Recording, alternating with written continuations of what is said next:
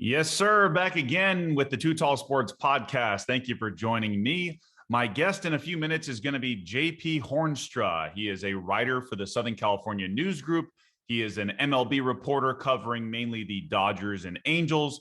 And he wrote a book called The 50 Greatest Dodger Games of All Time. So if you're a Dodger fan, you may remember some of these, and we go through some of them during this episode. It's a short interview. It's about 30 minutes. So that's why I have two cents for you today, aka 4 cents of information for you. So almost a nickel's worth. But yeah, I'm fired up today. I got a great episode coming up with JP, and we dive into some Dodgers Angels stuff. So a lot of fun with that. But I got two cent segments for you. So I'll tell you what they're going to be. The first one's going to be about the Golden State Warriors and where they are now and how much I hope we all appreciate what we're watching with them. And my next one's going to be about Nolan Ryan, who randomly came up in a not top 10 list of best pitchers of all time by some of these youngins I saw on TikTok. So I have my response to that. But let me start with my assessment of the Golden State Warriors. It's rare in sports when we get to see the same nucleus of star players have multiple runs at a dynasty. The only one that I can really think of in recent memory is probably the 90s Bulls, where you had the 91, 92, 93 with Michael Jordan and Scottie Pippen and Phil Jackson.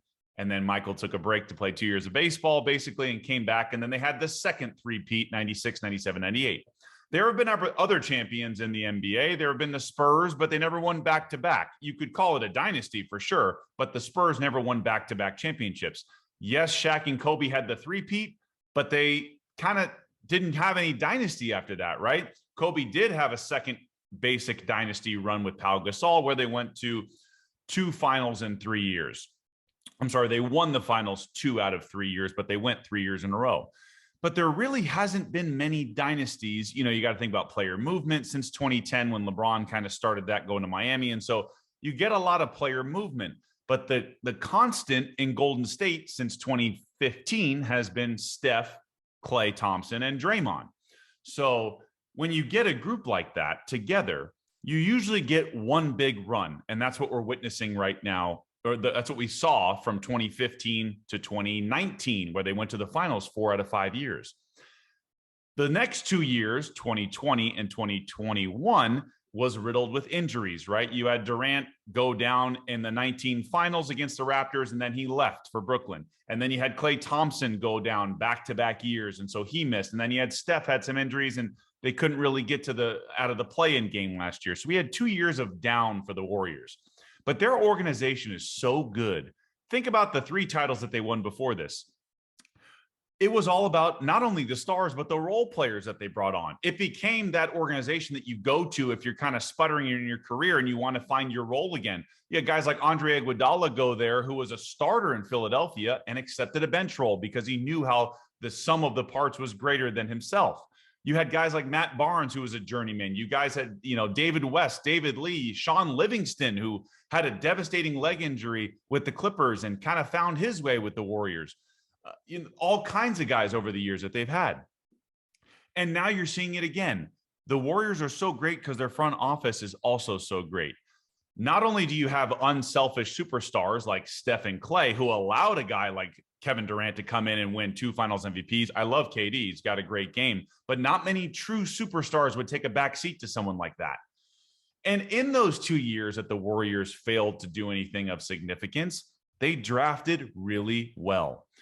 As you guys have seen, Jordan Poole is now the next guy in line to become a star. And he went from a fringe G League player to the development of now he could have been most improved player, and he may be an all-star next year. Jonathan Kuminga is a young guy they drafted who has blossomed into a contributor. They drafted James Wiseman as one of the top picks in the draft the last couple of years. He hasn't even played for them. That's how well run this organization is. And you look at a guy like Andrew Wiggins. Are you kidding me? Everyone's, of course, loves to come back and give people crap for not thinking he was going to be anything because he didn't really give us anything of value when he was in Minnesota.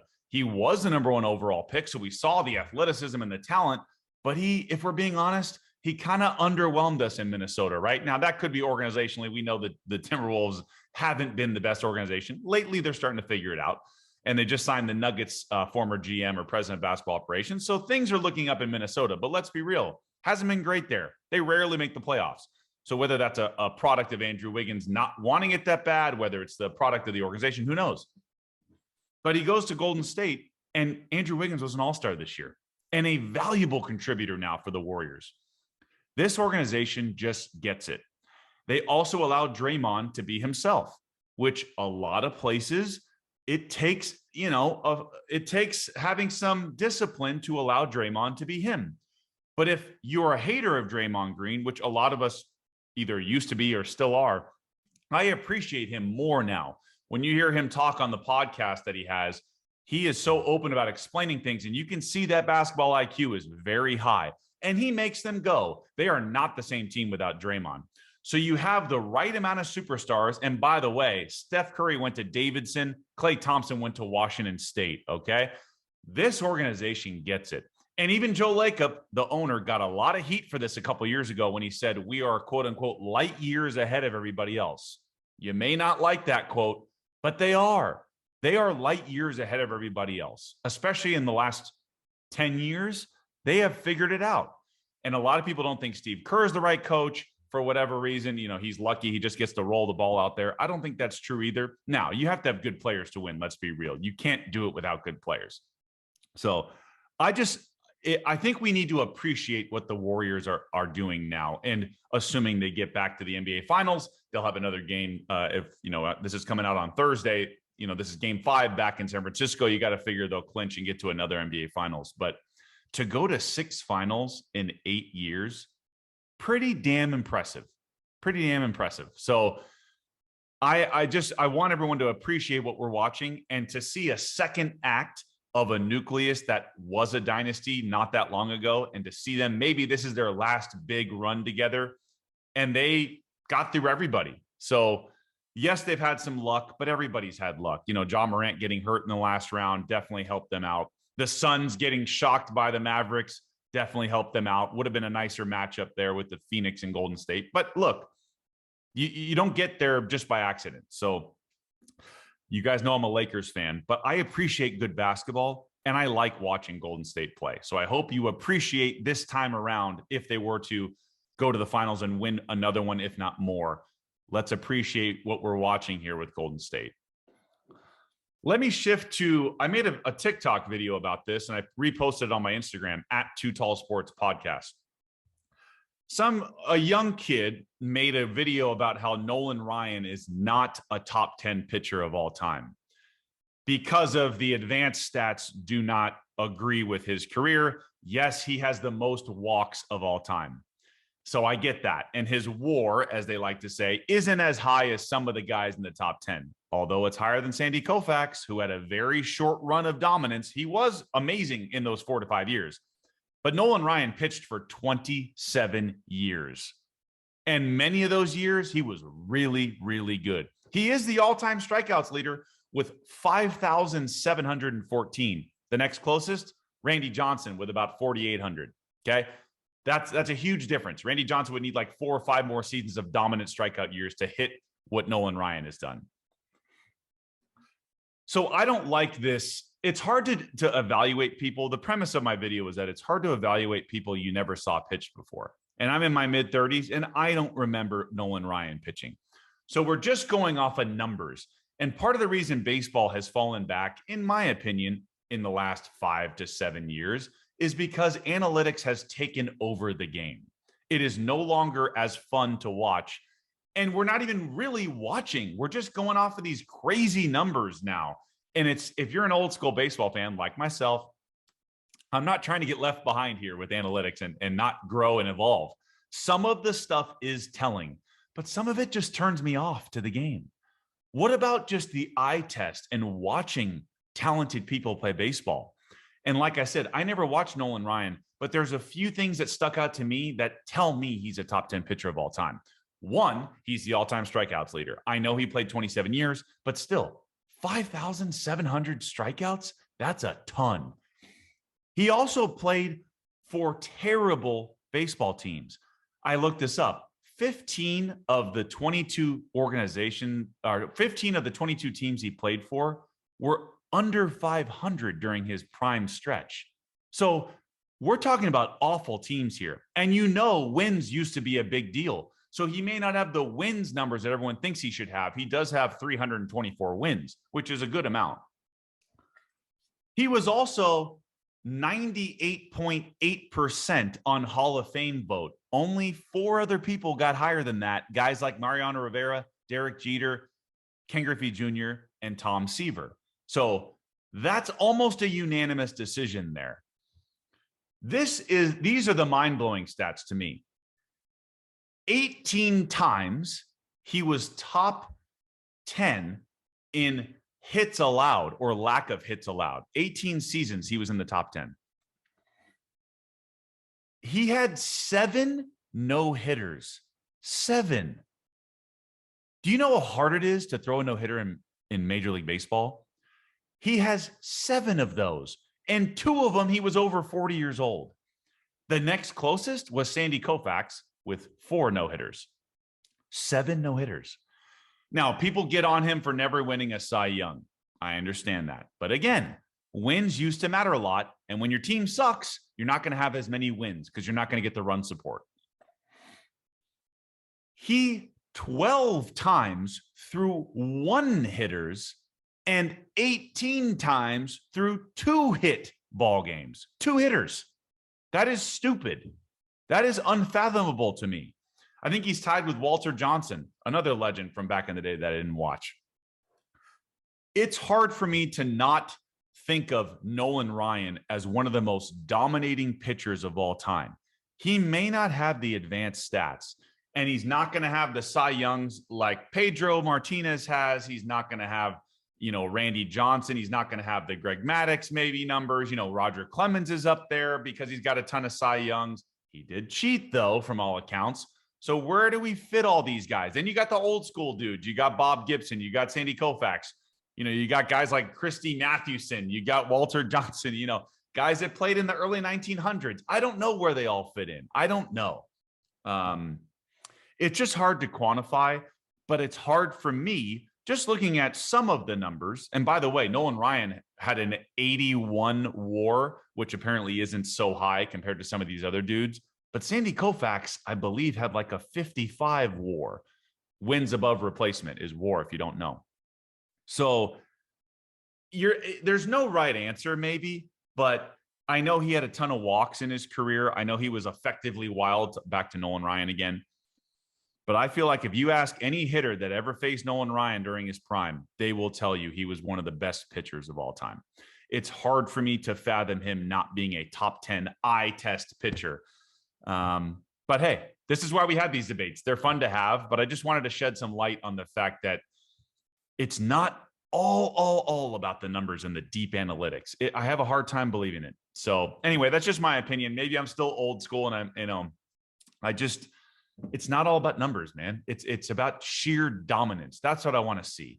So anyways, hope you enjoyed those 2 segments, my 2 cent segments today. Give you something to think about. That's what I want. That's my goal. Give you something to think about, a new perspective. Maybe you haven't heard before, maybe something you disagree with. Great. I love debates. So hit me up at 2 Tall Sports Podcast for any of those needs. You can even email me at 2tallsportspodcast@gmail.com. But enjoy my interview with author and MLB reporter, JP Hoornstra. What is up? Welcome back to the 2 Tall Sports Podcast. My interview today is with JP Hoornstra. He is an MLB reporter and writer for the Southern California News Group. He mainly covers the Dodgers and Angels, so we definitely get into all of that. He also has a really cool book out called The 50 Greatest Dodger Games of All Time. So I go through a couple of my favorites that I remember from my childhood in the last 35 years, or however old I am now. And we talk about the current state of the Dodgers as well as some Angels talk. So lots of fun stuff and the kind of up and coming career of him as a hockey writer and going to UCLA and all that stuff. So a lot of fun today with JP Hoornstra. As always, you can follow me at 2 Tall Sports Podcast. That's on Instagram. On Twitter, it's at 2 Tall Sports. You can check out my TikTok page because I'm doing big things on TikTok, blowing up there, do a lot of fun videos and stuff like that. And sometimes I repost them on Instagram. So at 2 Tall Sports Podcast is where you can find me. If you would like to watch the interviews, check out my YouTube channel, Too Tall Sports Podcast. Just type it in the search bar, you'll find it. If you haven't subscribed yet, please do so.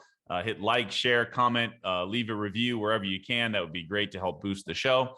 And also on the audio side, if you just want to listen to the interviews and you're on the go, I totally understand. Check out Apple and Spotify, where you can now leave 5-star reviews. So if you haven't done so already on Apple, just type in Too Tall Sports Podcast, hit the 5-star review. I would greatly appreciate that, and leave a review as well on the bottom. That would be awesome.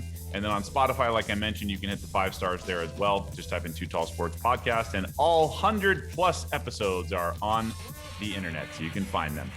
And thank you very much for joining me today, as always, and I will see you on the other side of my interview with JP Hoornstra. All right, welcome back to the Too Tall Sports Podcast. My next guest is an MLB reporter for the Southern California News Group, mainly covering the Dodgers and Angels. He is a member of the Baseball Writers Association of America, and he's been featured as a guest on Sportsnet LA. Went to college at UCLA and has a book, which we will discuss later, called The 50 Greatest Dodger Games of All Time. He is JP Hoornstra. What's going on, JP? Hey, how are you doing? It was height a requirement because you didn't mention I'm 6'3". Oh, then you're welcome to the Too Tall Sports Podcast. You Perfect. made it. Perfect. Let's put it 6'2", I think, is a good cutoff for like tall or not, right? I feel honored. Thank you. Well, yeah. Hey, happy to have you. You've done so much in your career already as a writer. You got an impressive resume. You've written for many different publications. I'm just curious off the top, like, what's it been like over the last X amount of years covering different teams and games and players and seeing different, developments and all that stuff? So what's it been like over the years for you? I mean, in some ways, it's been a dream. This is what I wanted to do. I was the sports editor at UCLA, like you mentioned. I never in my wildest dreams would I have guessed that this is the career I would be looking back on, so-and-so years later. I'm pretty old. But it's been a blast. I mean, I've seen 2 World Series in person and the third one via Zoom. I don't know if we count 2020, but right. That was interesting. But no, you're right. I've seen a lot of different players come through. I've seen a lot of different just people come through. A lot of different baseball people come through that you meet over the years, and it's been a fun ride. Awesome, man. That's great to hear. And I looked up on your bio and stuff. It said you used to be a musician, maybe you still are, substitute teacher. You worked at a grocery store for a little while. So take me back before you went to college of what you thought you might be doing before you became a sports writer. You did your homework. Of course. No, I mean, if my band had gotten signed in college, I don't know if I'd be sitting here talking about my sports writing career. But I'm happy it worked out the way it did. We played around for fun when I was at UCLA. That was cool. We just happened to get into a recording studio that had been recording 2 of the Doors solo projects at the time. So okay. That's the claim to fame of my musical career, is that my keyboard solo is featured on the same album as 2 of the original Doors. So that peaked when I was 20. But I'm good with that. Like I said, it's been a fun time writing about sports and coming back here to LA. Sure. I bet.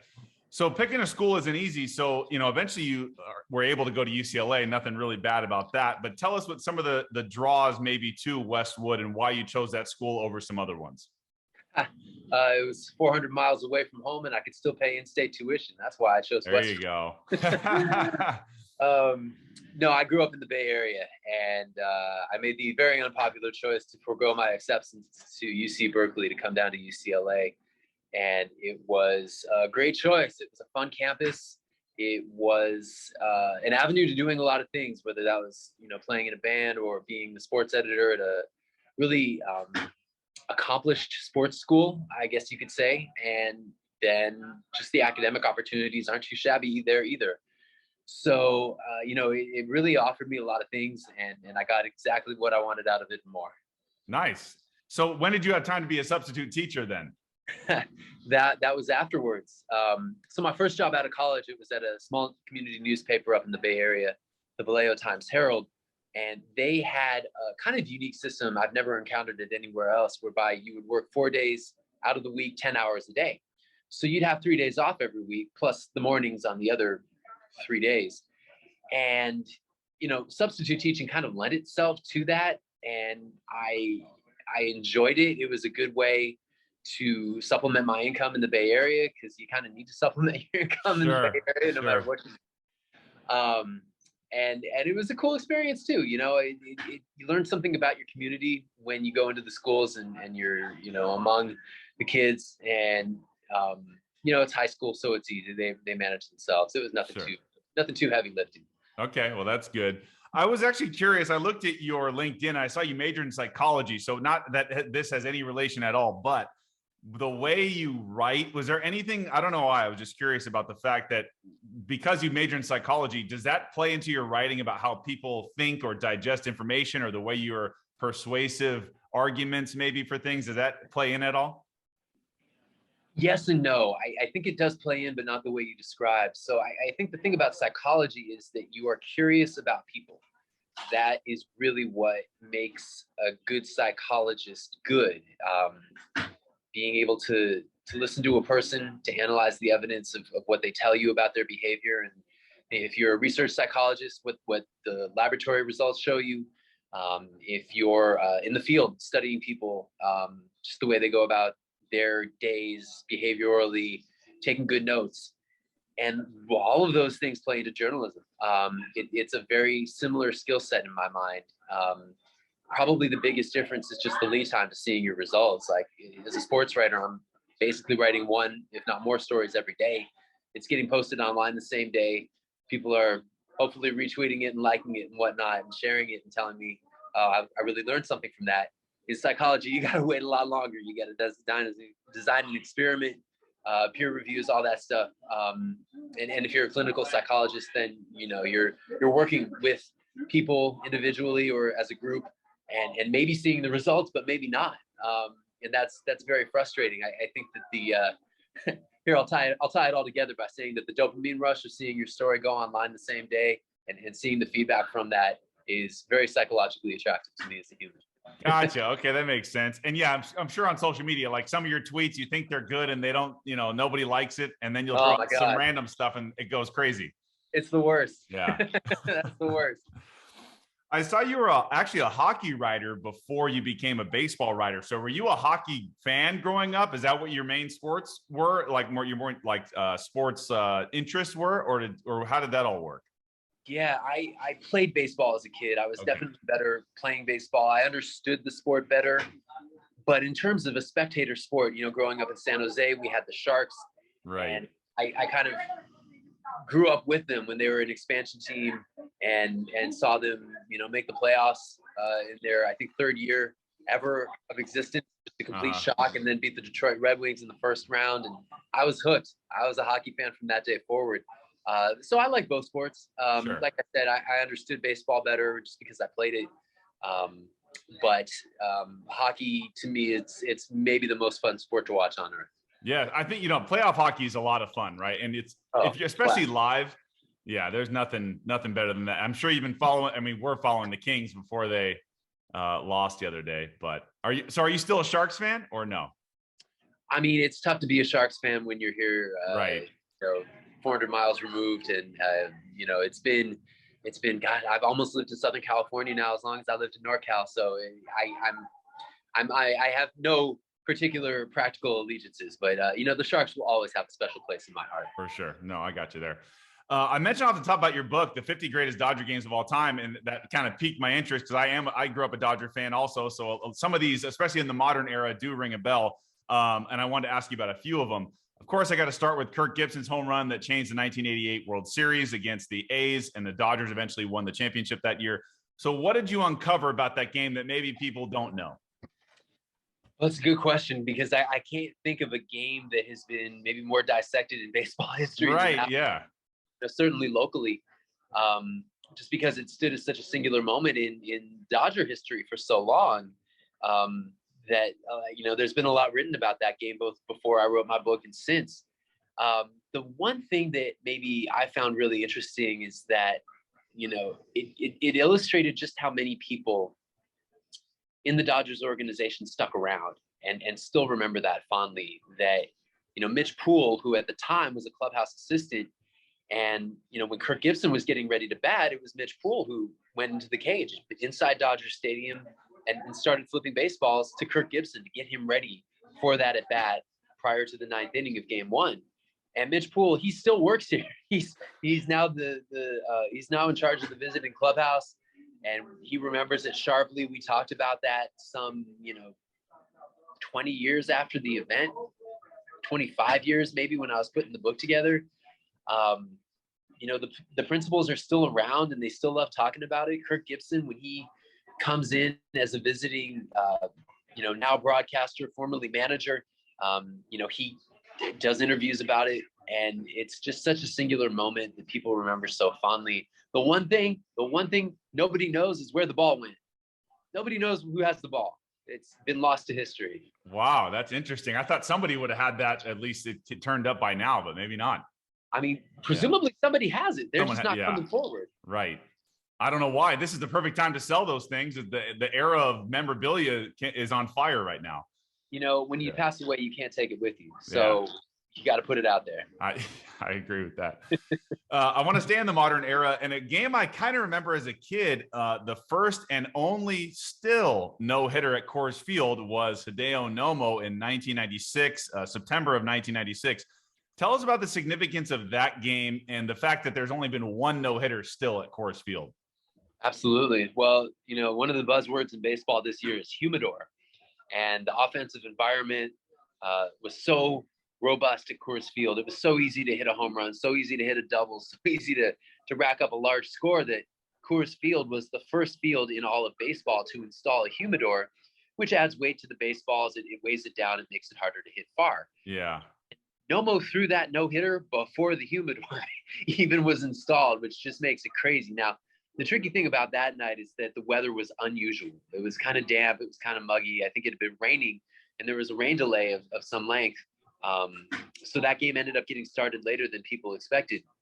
So Nomo was throwing his no-hitter in somewhat unusual conditions for Denver in the summer. Having said that, like you said, nobody's done it since. Nobody did it before. It's hard to envision it happening again because it's still so easy to score runs at Coors Field. Right. Teams used to bring extra pitchers, knowing that their starter's never going to be able to make it through on a normal night. Yeah. So I consider it maybe one of the greatest individual performances in baseball history. The fact that so few people stuck around to see it because of the rain, because of the weather, because of the late start, to me, that makes it all the more special. I'm guessing if you were there and if you were a Rockies fan, it was not your ideal time at the ballpark, but it's just such a special game in baseball history. I had to just one of the best. Oh yeah, and that was like when the Rockies were actually pretty good. They had some stars back then, so it was impressive by Nomo to do that. Another one that I saw you get interviewed about was September of 2006 when the Dodgers hit 4 straight homers to come back and beat the Padres late in the game. And I believe you pointed out that Nomar Garciaparra later hit the game winner or the go-ahead homer there. The odds of hitting 4 straight homers in a big league game is insanely low. So what do you remember about that game and the players involved? Personally, what I remember is I was working the copy desk at the San Bernardino Sun office that night, and we had the game on TV. And, I'm waiting for our Dodger writer to file the story that night, thinking it's going to be coming in any minute. And then I see the first home run, and I think, all right, that's cool. I see the second home run, and then the third, and then the fourth, and all of a sudden it's tied. And it's like, oh, we're not getting this story anytime soon. And then, like you said, Nomar wrapped it up pretty quickly in the 10th inning.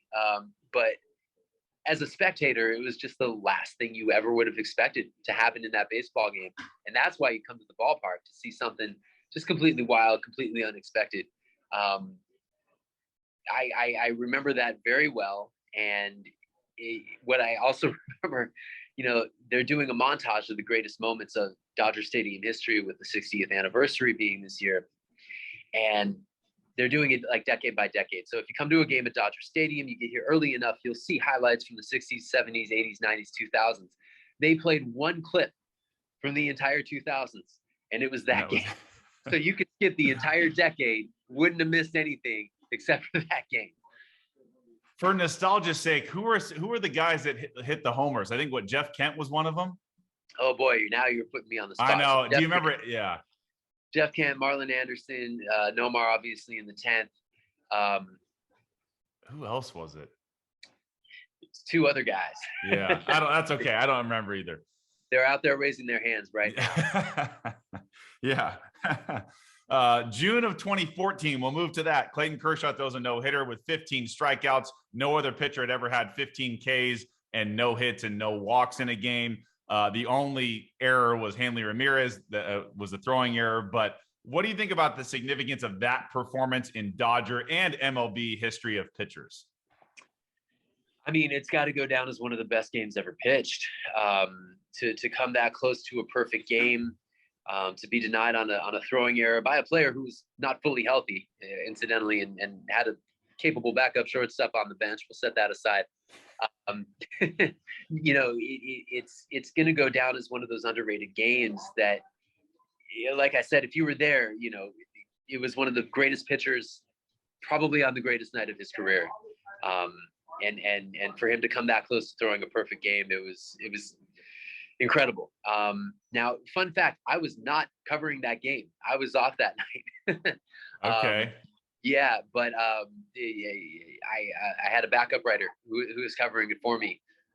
But, again, kind of like the Nomo game, kind of like the Gibson game, just the fact that people are talking about it the way that they do this many years later, it really is a testament to just how special of an individual performance it was. And I know Clayton Kershaw, he has been chasing that game for the rest of his career. People are always wondering when the number 2 no-hitter was coming. And he's had that kind of stuff, but that was the only night when the stars all lined up for him to actually throw it. Right. I mean, he almost had a perfect game earlier this year. Maybe we won't get into that potential for that one. And real quick sidebar on that. I know he just took over the Dodgers lead for franchise strikeouts in history. Do you think he's the greatest Dodger pitcher of all time? It's honestly too soon to say. I guess it's easy to say that a guy who's already punched his ticket for the Hall of Fame, just in terms of what he's accomplished in the 10 years that he's pitched, it's tempting to look back on his career and put a bow tie on it, but I'm not there yet. This guy still could win another World Series. What he showed in Minnesota in his first start of 2022 shows that he still can have that kind of stuff on the right night. Right. He's got another no-hitter in him. I don't know. Maybe he's got another World Series ring in him. Right now, I think it's very close with him and Koufax, but I'm not gonna write that story until he's retired. I think that's fair. Last couple of ones from your one from your book, one of my personal experience. The random one that I saw that I was surprised by was the Dodgers were a part of the first televised MLB game ever, I believe. What was it like to find out about kind of that moment in sports history?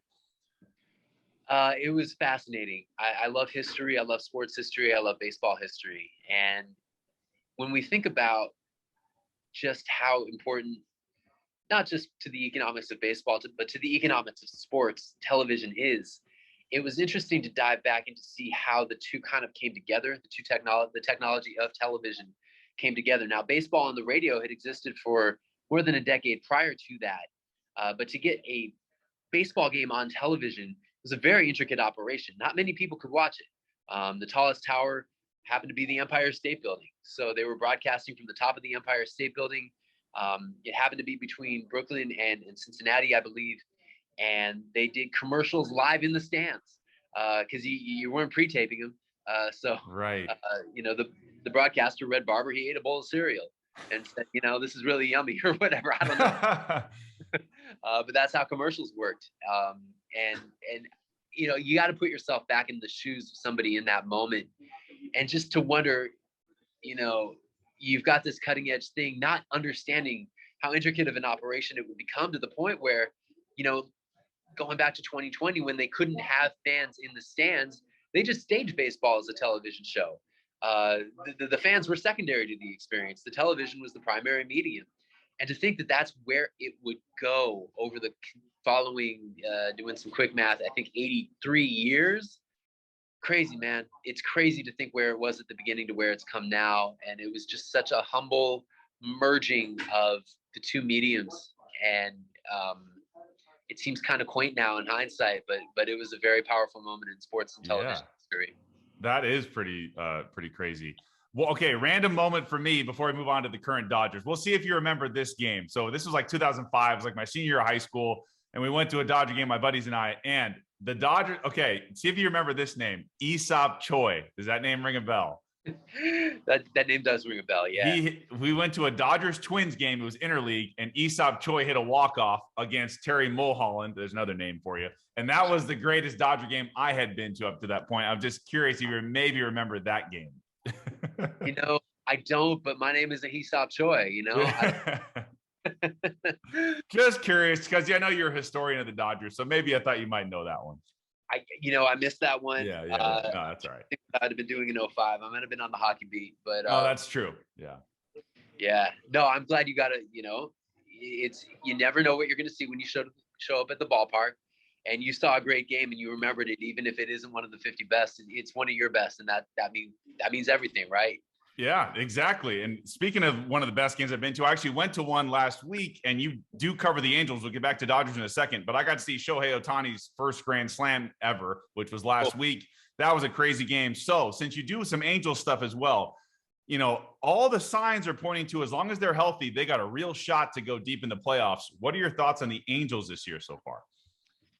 Yeah, I would agree with that. The fact that they've been able to be as healthy as they are for as long as they have, there are a lot of thoughts that come off of that. One is that we probably don't give their training staff enough credit, right? Because this is a team that has not been able to keep its star players healthy recently. Right. Really quick to criticize the training staff when those star players go down, but now they've been healthy longer than they've been in,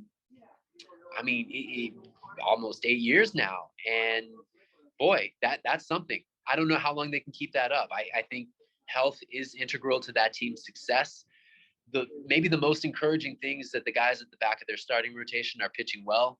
I don't think Reed Detmers is going to throw a no-hitter every night. Right. But if you have a guy who's 2 years removed from college, delivering on the potential that made him a first-round draft pick at the back of your rotation every sixth day, that's pretty special. That's not something we could say that the Angels were doing with regularity in the last decade at all. Right.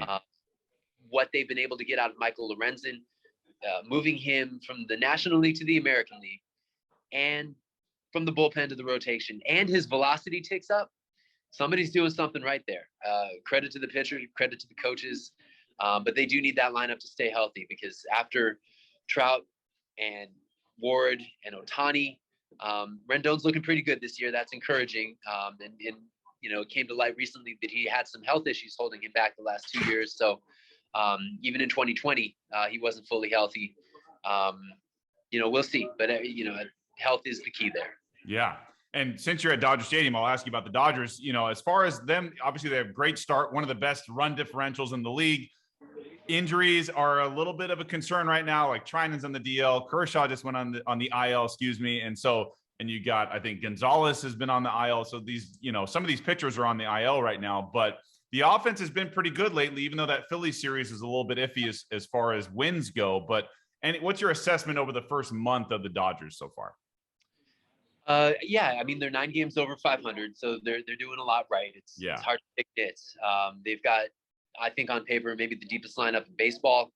And it hasn't even fired on all cylinders yet. They're still, clearly hitting the crap out of the ball on most nights. So that's very encouraging. The pitching has somehow been even better up until this last series, which was kind of a weird one. I'm sure he's still out on how much you read into that. But the bullpens had to mix and match recently. They were counting on David Price being a long man, and he hasn't pitched in a couple weeks. They were counting on Blake Trinan being their highest leverage relief pitcher, and he might not be picking up a baseball for weeks, if not months. Really hard to say there. So that's kind of scary. One thing the Dodgers have been able to do pretty well is mix and match relief pitchers, but they're getting close to the end of the 40-man roster. We saw Michael Grove come up. Andre Jackson's the only other guy who really was a candidate on the 40-man roster in the minor leagues to pitch that game yesterday. And his ERA at AAA isn't looking too pretty. So they've built a lot of depth, but they are using it early. And if they can get healthier here over the next month or two, I think that could be, a much less close race in the National League West. Right now, the Padres and Giants are on their heels. It's going to be a fun race to watch. So they got some competition. But like I said, if they get healthy, that should be their division to lose. I would agree with that. What about, since you have been around the team a little bit, obviously Gavin Lux, there's been some questions if he can hit at this level, and defensively, what is he? But I mean, he had the walk-off yesterday. It was a huge deal for him. What do you think about where Lux is right now and how he's going to be this year? Yeah, that's a fascinating question, man. If I had the answer for you, I'd probably write 1,000-word story on it. Like, honestly, I'm not even sure the Dodgers know exactly what he is, but if he is the best player to play second base on a given night, they'll trot him out there. And look, the athleticism is extremely attractive. He's a fast player. He's got a good bat, and he can get to baseballs out there at second base that not a lot of guys can get to. It's just what he does with the ball when he picks it up that's been troublesome. And even last night we saw him having trouble picking it up. So it would be easy to dismiss that error as kind of a one-off thing if we hadn't seen it from him before. Like I said, it had been more of the throws than the getting to the baseballs part and squaring yourself and getting the glove down. And so you wonder, I think the bat is probably ahead of the glove in terms of major league readiness. But you got to remember with him too, like, readiness is the thing, because this is probably the year you would expect a guy his age to debut. He forced himself up to the major leagues a year, if not 2 years ahead of what the Dodgers were counting on, because he was just hitting the crap out of the ball at AAA. They couldn't leave him down. They brought him up, and then he had some struggles, which were probably to be expected, given his age, given how quickly he rose through the minor league ranks out of high school. Remember, this guy didn't play any college ball, which is special for a Dodgers player drafted in the first round. Right. And I think now is probably what you should think of as his real rookie year, where he's going to be working through the mistakes that a typical rookie who had never played in the major leagues before would be working through. I want to ask you about one more guy. So Max Muncy's kind of got off to a slow start, but he does walk with the best of them, so he's going to get on base as much as he can. Do you think he's still kind of coming out of the injury phase or the recovery that he had? Where do you think he's at right now? Yeah, I think there are a couple things working against him. One obviously was losing so much of the offseason as he did to that elbow recovery. I think because of the patience that he has at the plate, because his eye for the strike zone is so good, he's going to swing at strikes. He's going to take the balls, and that's why the walk rate is what it is. Yeah. But what's the power going to be there? That was going to be a question whether or not the baseballs were carrying normally, and they haven't been carrying normally, and that's been working against not just Max Muncy, but a lot of power hitters who previously you could count on 30 home runs to 30 to 40 home runs in a year. I don't know anybody outside of maybe like Bryce Harper who's going to be counting on that kind of a season this year. Just because he does have that kind of power, whether his elbow is healthy or not, and it isn't. Max Muncy is going through some struggles with that, but he is not alone. He and I actually just got off the field. We were talking about bunting, and he's going to be, potentially, he was working on this pregame using his bunting to beat the shift, using his speed to get down the line and potentially get some more balls in play to make the defense make a play. We saw that work for Bryce Harper Saturday. He bunted for a hit. So, why not? Right. And that's what he said. He said, look, it's a team game. I'm not out there to pad my stats. I'm out there to help the Dodgers win. And if this is one way I can get on base and help the Dodgers win, why not try it? I like that mentality. Last couple of things before we go, did I forget any game or from your book that I wanted to ask you what maybe your personal favorite greatest Dodger game was? Well, I'll tell you what, the one thing that people always ask me is what games would I add to that book if I were writing it today? And there's always like one or two that I have to add every year. Sure. If I knew, for example, that the Dodgers were going to be, making 3 World Series in the next 6 seasons or whatever it was after that book was published, I don't know. Maybe I would have waited to hit send on that one. Right. They've had a lot of great playoff games. Probably the first one, I'll share this with you, and I don't want it to get overlooked to history. Maybe the first game where I felt like, okay, this would make the book was the game. Oh God, you're going to kill me on the year now because I can't remember it. I think it was 2017, but it was Vin Scully's last home game. When Charlie Culberson hit the walk-off hit. You got it. That's the one. Charlie Culberson got a walk-off home run, clinched the division. Last game at Dodger Stadium for Vin Scully. Just a really special moment for a lot of people, let alone the fans in the stands. And just the atmosphere that night and the significance of the game on so many levels. I probably would have snuck that one in there. You can pluck out a lot of individual playoff games after that. That really, these last 5 years, present an opportunity to tell a lot of stories about a lot of people and a lot of special moments. There would have been a lot of good games left on the cutting board, kind of like the late 70s and the early 80s. I struggled with that time period too. A lot of Fernando games could have made it, but didn't. Probably a lot of Kershaw games, a lot of Buehler games, some Cody Bellinger games in there that would have been tough to leave out, because those guys made a lot of special moments here over the past 5 years. Yeah, they definitely did. No, I remember that Vin Scully game. As soon as you said it, I was like, yep, the last home game. I remember that. That was a really cool moment. Yeah, definitely. Any big projects? I know you have your one book, but that was, 7 years ago. Are you working? Do you think you'll write another book at some point? I think I will. I don't know if I necessarily want to follow up on that book first. I would like to at some point, just because, like I said, there's been so much material. But I've had a number of people come to me subsequently wondering about writing a book. And there was one project that got kind of far down the road, and it felt more like an autobiographical project for the individual who wanted to write it about him and his family. So I kind of let that one go. But there's another one that I've been in pretty deep talks with.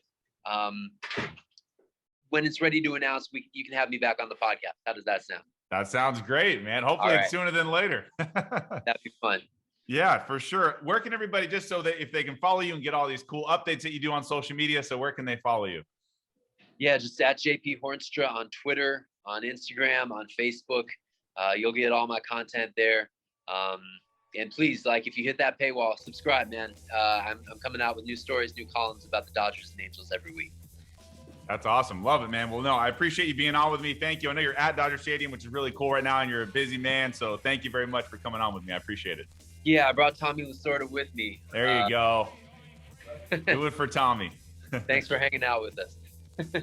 Thanks, JP.